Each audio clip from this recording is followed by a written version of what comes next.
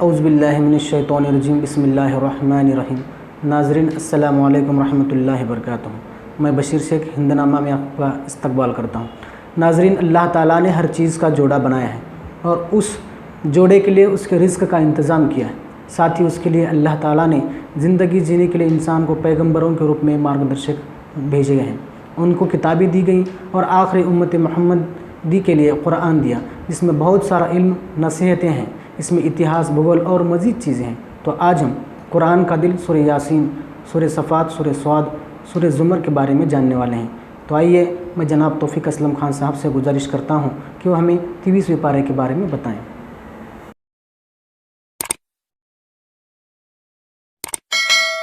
بسم اللہ الرحمن الرحیم۔ آج ہم 23ویں پارے کے بارے میں جانیں گے۔ اس میں سورہ یاسین کی 22 سے لے کر 83 آیتیں ہیں، سورہ صافات کی 100 لے کر 182 آیتیں ہیں، پوری صورت ہے۔ سورہ صاد ہے پوری، اور زمر کی 1 سے لے کر 31 تک آیتیں۔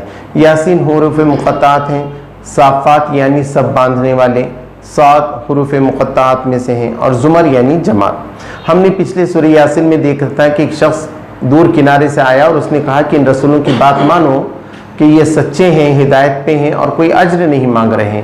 اس کے بعد اس نے کہا، اور کیوں نہ میں اس ہستی کی عبادت کروں جس نے مجھے پیدا کیا، کیا اس کے علاوہ دوسرے خدا بنا لوں؟ اگر رحمان مجھے نقصان پہنچانا چاہے تو ان کی سفارش میرے کام آئے گی کس؟ نہ وہ مجھے چھڑا سکیں گے۔ بے شک میں کھلی گمراہی میں رہوں گا۔ بے شک میں ایمان لایا تمہارے رب پر، سن لو۔ کہا گیا جنت میں داخل ہو جا۔ اس نے کہا کاش میری قوم جانتی۔ پس اللہ نے اس بات کی وجہ سے مجھے بخش دیا اور مجھے نوازا۔ اس کے بعد ایک دھماکہ ہوا اور وہ سب بجھ کر رہ گئے۔ اللہ تبارک و تعالیٰ بتاتا ہے کہ مری ہوئی زمین نشانی ہے جس کو اللہ نے زندہ کیا، جس سے غلہ نکالا جسے تم کھاتے ہو۔ اس نے کھجور اور انگور کے باغ پیدا کیے، اس میں نہریں بہا دیں، اس سے تم پھل کھاتے ہو۔ تمہارے ہاتھوں نے نہیں بنائی یہ سب کچھ، کیا تم شکر نہیں کرتے؟ پاک ہے وہ ذات جس نے ہر چیز کا جوڑا جوڑا بنایا، چاہے زمین میں سے نکلنے والی چیزیں ہوں، چاہے تمہارے اندر ہو، اور بہت سے ایسی چیزیں جو تم نہیں جانتے۔ ہم رات کو لے جاتے ہیں دن پر سے تو تم دیکھتے ہو کہ اندھیرا ہو جاتا ہے۔ سورج اپنے ٹھکانے پر جا رہا ہے اور اللہ کا ٹھہرایا ہوا ایک اندازہ ہے۔ چاند کے لیے منزلیں مقرر کر دی گئی ہیں، یہاں تک کہ وہ کھجور کی پرانی ٹہنی جیسا ہو جاتا ہے۔ نہ سورج چاند کو پکڑ سکتا ہے، نہ رات دن سے آگے نکل سکتی ہے، ہر ایک اپنے دائرے کے اندر قید ہیں۔ ایک دن سور میں پھونک مارا جائے گا اور تم قبروں سے نکلو گے۔ اس دن پوچھو گے کہ کس نے جگایا ہم کو؟ کہا جائے گا کہ یہ رحمان کا وعدہ ہے اور رسولوں نے سچ کہا۔ ایک دھماکہ ہوگا اور سب ہمارے سامنے حاضر ہو جائیں گے۔ جنتی میوے کھاتے ہوں گے جنتوں میں اور مزہ کر رہے ہوں گے، اور مجرم چھٹ کر الگ ہو جائیں گے۔ آج ہم مہر تمہارے منہ پر لگاتے ہیں، تمہارے ہاتھوں پر، اور تمہارے پیر اور تمہارے ہاتھ اور تمہارے پیر گواہی دیں گے۔ اگر ہم چاہیں تو تمہاری آنکھیں اندھی کر دیں، پھر کہاں دیکھ پاؤ گے؟ اور تم جس جگہ کھڑے ہو اسی جگہ ہم تمہیں ختم کر دیں گے، تم نہ چل سکو گے اور نہ لوٹ سکو گے۔ ہم نے نبی صلی اللہ علیہ وسلم کو کوئی شعر نہیں سنایا ہے، اور نہ ان کو شعر کہنا سجتا ہی ہے، ان کے شایان نشان نہیں ہے۔ یہ تو ایک نصیحت ہے اور واضح قرآن ہے تاکہ وہ ڈرائیں اور لوگوں پر حجت تمام ہو جائے۔ وہ کسی چیز کا ارادہ کرتا ہے تو کہتا ہے اور وہ ہو جاتی ہے۔ اب سورہ صافات، پر جو ہیں ہاتھ ہیں فرشتوں کے، اس کے لیے کہا پر جما کر سب باندھنے والوں کی قسم، آسمانی دنیا کو ستاروں سے ہم نے سجایا اور سرکش شیطان سے محفوظ کرنے کا ذریعہ بنایا۔ ملائے اعلیٰ کی طرف وہ کان نہیں لگا سکتے، ان کو انگارے مارے جاتے ہیں ہر طرف سے، اور وہ اچک لیے جاتے ہیں۔ جو اگر کچھ اس میں سے لے لے تو دہکتا ہوا انگارہ اس کا پیچھا کرتا ہے۔ مجرموں کو روکیں کہ ہم ان سے پوچھنا چاہتے ہیں کہ انہوں نے کیا کام کیا تھا۔ وہ ایک دوسرے پر الزام لگائیں گے۔ جہنم میں جا کر نیک لوگوں کو جنت ملے گی جس میں تخت ہوں گے بچھے ہوئے، اور سفید رنگ کی لذیذ شراب وہاں ان کو پلائی جائے گی۔ اس سے نہ درد سر ہوگا اور نہ وہ بہکی باتیں کریں گے۔ ان کے لیے نیچی نگاہیں رکھنے والی بڑی بڑی آنکھوں والیاں ہوں گی، جیسے کہ چھپا کر رکھے ہوئے انڈے ہوں۔ جنتی لوگ دنیا میں ہم نشین جنتی جو دنیا میں اس کا ایک دوست تھا، وہ مجھ سے پوچھتا تھا کہ کیا تم ایسی بات پر ایمان لاتے ہو کہ مر کے پھر زندہ ہو جائیں گے؟ تو میں نے کہا کہ میں تو ایمان رکھتا ہوں کہ مرنے کے بعد زندہ ہوتا ہوں، لیکن وہ مجھے بہکاتا تھا کہ تم ایسی باتوں پہ رکھتے ہو دقیانوسی۔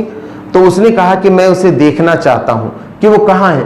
جب وہ دیکھے گا جھانک کر جہنم میں تو دیکھے گا کہ وہ بیچوں بیچ وہاں پڑا ہوا ہے۔ اب یہاں سے جنتی کہے گا اگر میں نے تیری بات مان لی ہوتی تو میں بھی ہلاک ہو جاتا۔ یہاں تو کتنی اچھی بات ہے کہ اب مجھے موت آنے والی نہیں ہے، اور جو دنیا میں موت آ چکی بس وہ آ چکی۔ جہنم میں ایک درخت ہے اور یہ جہنم کی جڑ سے نکلتا ہے۔ اس کے جو خوشے ہیں، پھل ہیں، وہ شیطانوں کے سر کے جیسے ہیں، سانپوں کے سر کے جیسے ہیں۔ اسی سے یہ کھائیں گے اور اسی سے پیٹ بھریں گے۔ کھولتا ہوا پانی پیپ ملا ہوا ان کو دیا جائے گا، اور انہیں اس لیے دیا جائے گا کہ انہوں نے اپنے باپ دادا کو گمراہ پایا اور انہی کے نقش قدم پر وہ چلتے رہے۔ نوح علیہ السلام کو ہم نے نجات دی اور باقی سب کو ہم نے ڈبو دیا۔ سلام ہے نوح علیہ السلام پر۔ ابراہیم علیہ السلام نے جب بتوں کے پاس وہ گئے تو انہوں نے بتوں سے کہا کیا تم کھاتے نہیں ہو؟ تمہارے سامنے رکھا ہوا ہے کھانے کی چیزیں، کیا ہوا تم بولتے نہیں؟ اور اس طریقے سے وہ ان پہ ٹوٹ پڑے۔ اور پھر وہ سارا قصہ ہے کہ وہ لوگ آئے، ان سے کہا کہ ہم تم کو جلا دیں گے یا تم کو قید کر دیں گے۔ اللہ نے انہیں وہاں سے نجات دے دی۔ پھر بڑھاپے تک وہ پہنچے، اور بڑھاپے میں انہوں نے اللہ سے دعا کی کہ اللہ مجھے بچہ دے، تو اللہ تبارک و تعالیٰ نے انہیں ایک بہترین بچہ عنایت فرمایا۔ جب وہ دوڑنے کی عمر کو ہوا تو انہوں نے اپنے بیٹے سے کہا کہ اے بیٹے میں خواب میں دیکھ رہا ہوں کہ میں تجھے ذبح کر رہا ہوں، بتا تیرا خیال کیا ہے؟ بیٹے نے کہا ابا جان کر گزریے وہ بات جس کا حکم آپ کو دیا جا رہا ہے، انشاءاللہ آپ مجھے صابروں میں سے پائیں گے۔ جب دونوں نے مان لیا اور باپ نے بیٹے کو پیشانی کے بل گرا دیا تو ہم نے پکارا کہ اے ابراہیم تم نے سچ کو خواب کو سچ کر دکھایا، ہم نیکوکاروں کو اچھا بدلہ دیتے ہیں، اور سچ مچ یہ ایک بڑی آزمائش تھی۔ ہم نے ایک بڑا ذبیحہ دے کر فدیے میں اس بچے کو چھڑا لیا۔ اور بعد کے لوگوں کے اندر بھی ابراہیم علیہ السلام اور اسماعیل علیہ السلام کا ذکر خیر رکھا، سلام ان سب پر۔ اس کے بعد اسحاق علیہ السلام کی بشارت ہم نے ابراہیم علیہ السلام کو دی، اور ان کی اولاد میں سے کچھ لوگ نیک بھی ہوئے اور کچھ نافرمان بھی ہوئے۔ ہم نے موسیٰ علیہ السلام اور ان کے بھائی ہارون کو فرعون علیہ السلام کے پاس بھیجا، اور اسی طریقے سے ہم نے الیاس علیہ السلام کو بھیجا، وہ بتوں سے لوگوں کو روکتے تھے۔ اور ہم نے لوط علیہ السلام کو بھیجا، جب انہوں نے برائی کو روکا، لوگوں نے آڑ بنایا تو اللہ نے ان کو نجات دے دی۔ ہم یونس علیہ السلام کو بھی بھیجے، اور یونس علیہ السلام بھی رسولوں میں سے تھے، لیکن جب ان کی قوم نہیں مانی تو وہ بھاگ کر نکل گئے اور ایک بھری ہوئی کشتی کے پاس گئے۔ چونکہ کشتی بہت بھری ہوئی تھی، آدھے سمندر میں جانے کے بعد یہ ہوا کہ اس میں سے کس کو نکالیں، تو قرا ڈالا گیا، اور قرے میں انہی کا نام نکلا، تو لوگوں نے ان کو سمندر کے اندر ڈھکیل دیا، اور ایک مچھلی نے انہیں نگل لیا۔ اب وہ اپنے آپ کو ملامت کرنے لگے، جو ہے کہ اللہ تو پاک ہے، میں ہی ظالموں میں سے ہوں۔ اگر وہ تسبیح کرنے والے نہ ہوتے تو قیامت تک وہیں پڑے رہتے۔ چونکہ وہ تسبیح کر رہے تھے، مچھلی نے ان کو ایک چٹیل میدان میں ڈال دیا، اور وہ بیماری کی حالت میں وہاں تھے۔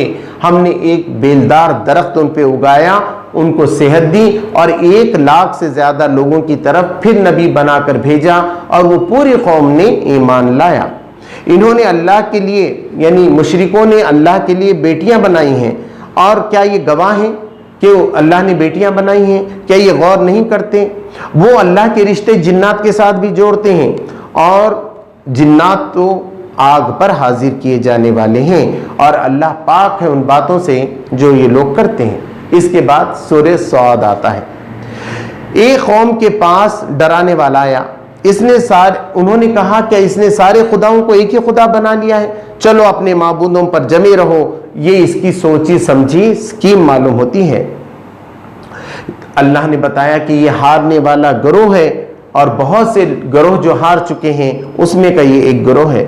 یہ مذاق میں کہتے ہیں مکہ والے کہ اے ہمارے رب ہمیں جلدی دے دے ہمارے حصے کا عذاب روز جزا سے پہلے، یعنی جلدی عذاب لا۔ تو نبی صلی اللہ علیہ وسلم سے کہا گیا کہ آپ صبر کریں، یاد کریں داؤد علیہ السلام کو، وہ بہت بڑے قوت والے تھے اور اللہ کی طرف بڑے رجوع کرنے والے تھے۔ پہاڑ ان کے ساتھ تسبیح کرتے تھے، اور جب وہ قرآن پڑھتے، جب زبور پڑھتے، وہ تلاوت کرتے تو سارے پرندے ان کے پاس آ کر جمع ہوتے تھے۔ ان کو ہم نے ایک بہت مضبوط حکومت دی تھی اور فیصلے کی قوت دی تھی۔ کیا آپ کے پاس خبر پہنچی ہے ان کی کہ دو جھگڑنے والے اچانک دیوار پھاند کر ان کے محراب میں آ گئے، یعنی ان کے کمرے میں آ گئے؟ داؤد علیہ السلام گھبرا گئے، انہوں نے کہا کہ ڈرو نہیں، ہم ایک مقدمہ لائے ہیں، ہم میں سے ایک نے دوسرے پر زیادتی کیا ہے، آپ حق کے ساتھ ہمارا فیصلہ فرما دیں اور بے انصافی نہ کریں اور سیدھے راستے کی طرف ہماری رہنمائی کریں۔ میرے بھائی کے پاس 99 دمبیاں ہیں اور میرے پاس ایک دمبی ہے۔ اس نے کہا میرے حوالے کر وہ دمبی بھی، اور مجھے گفتگو میں دبا لیا۔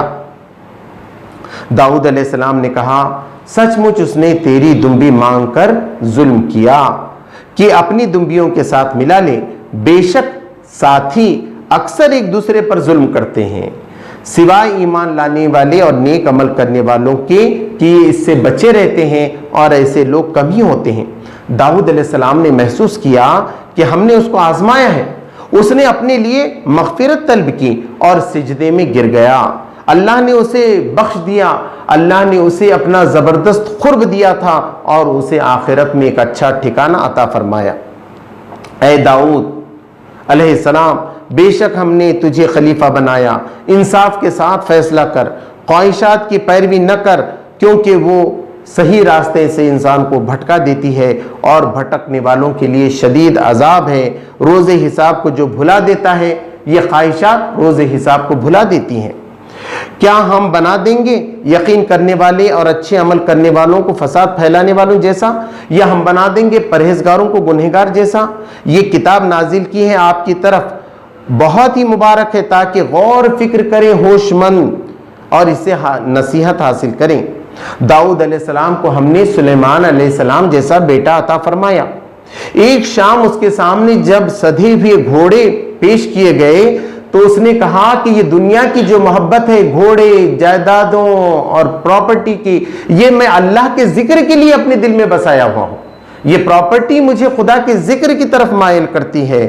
اور جب وہ گھوڑے اس کے سامنے سے چھپ گئے تو اس نے کہا کہ لوٹا لاؤ اس کو، اور پھر لگا سہلانے ان کی گردنوں پہ اور ان کی پنڈلیوں پہ۔ ہم نے سلیمان علیہ السلام کو بھی آزمایا اور ان کی کرسی پہ جسد ڈال دیا، اور پھر وہ خدا کی طرف رجوع ہوا۔ اس نے کہا میری مغفرت فرما، مجھے ایسی سلطنت عطا کر کہ میرے بعد پھر کسی کے لیے سزاوار نہ ہو، تو ہی عطا کرنے والا ہے۔ ہم نے ہوا کو اس کے لیے مسخر کیا، جہاں پہنچنا چاہتا تھا اس کے حکم سے وہ نرم چلتی تھی، اور شیاطین جو جنات میں تھے اس کے لیے بناتے تھے محل اور لگاتے تھے سمندر میں غوطے، اور دوسرے بہت سے ایسے تھے جو زنجیروں میں جکڑے ہوئے تھے۔ یہ ہماری اطاعت ہی، چاہے خرچ کرے چاہے روک لے، تیرے اوپر کوئی حساب نہیں۔ ہمارے پاس اس کے لیے بہت ہی قرب ہے، نزدیکی تھی، اور اس کے لیے بہترین ٹھکانہ۔ ذکر کرو اس میں ہمارے بندے ایوب علیہ السلام کا، جب پکارا اس نے اپنے رب کو کہ مجھے شیطان نے پہنچایا ہے تکلیف اور دکھ، زمین پہ ہم نے کہا کہ زمین پر پیر مار، ٹھنڈا پانی آ جائے گا غسل کے لیے اور پینے کے لیے، اور اس طرح اس کی بیماری دور ہوئی۔